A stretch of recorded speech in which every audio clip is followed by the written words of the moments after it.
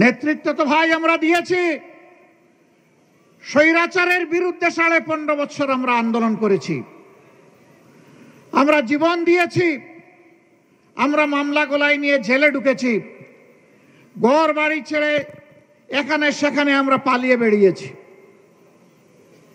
অবশ্য বাংলাদেশ জামাতে ইসলামী দেশ ছেড়ে পালায় নাই,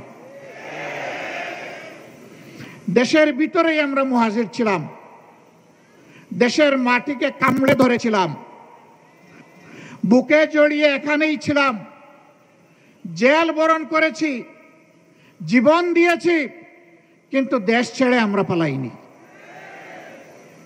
কারণ আমরা এই দেশকে, এই মাটিকে, এই মানুষকে আমরা ভালোবাসি। আমরা ভালোবাসার ঠিকানা ত্যাগ করতে পারি না। দেশের আপামর জনগণ পুরানা বস্তা পচা দুর্গন্ধময় সেই রাজনীতি আর চায় না। এই রাজনীতির আমূল পরিবর্তন চায়, সংস্কার চায়, নতুন বাংলাদেশ দেখতে চায়। নতুন বাংলাদেশ পুরাতন ফর্মুলায় আর চলবে না ইনশাআল্লাহ। নতুন বাংলাদেশ চলবে নতুন ফর্মুলায়। সেই নতুন ফর্মুলাটা কি?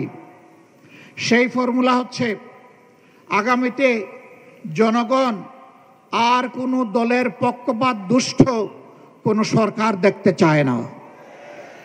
জনগণ দেখতে চায় জনগণের সরকার, যেই সরকার, সরকারের প্রত্যেকটি নিয়োজিত ব্যক্তি নিজের জন্য চিন্তা করার আগে জনগণের স্বার্থ নিয়ে ভাববে। জনগণের স্বার্থ জনগণের হাতে তুলে দেওয়ার পরে জনগণের অংশ হিসাবে সেও তার অংশ ভোগ করবে। যেই সরকার জনগণের ভাগ্যের পরিবর্তনের কথা বলে জনগণের সাথে প্রতারণা করে নিজের ভাগ্যের পরিবর্তন করবে না,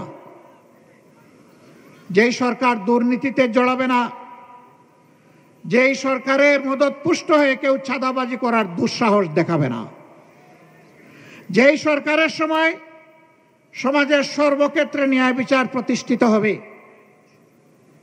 নারী পুরুষ সকলেই সম্মানের সাথে শান্তিতে এই সমাজে বসবাস করে উন্নয়নের গর্বিত অংশীদার হবে, ভূমিকা রাখবে। পুরুষরাও রাখবে, নারীরাও রাখবে, নিরাপত্তা এবং সম্মানের সাথে রাখবে। এই নতুন ব্যবস্থাপনা বাংলাদেশের জনগণ দেখার জন্য মুখিয়ে আছে।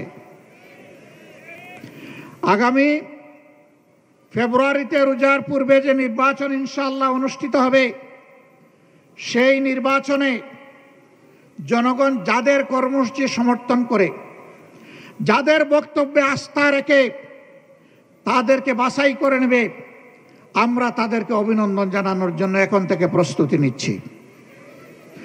যদি আমাদের দলকে জনগণ বেছে নেয়, আমরা সকল রাজনৈতিক দল এবং শক্তিকে আহ্বান জানাবো, আপনারাও আমাদেরকে সমর্থন দিবেন, অভিনন্দন জানাবেন এবং আপনাদেরকে সাথে নিয়েই আমরা দেশ গড়ব ইনশাআল্লাহ।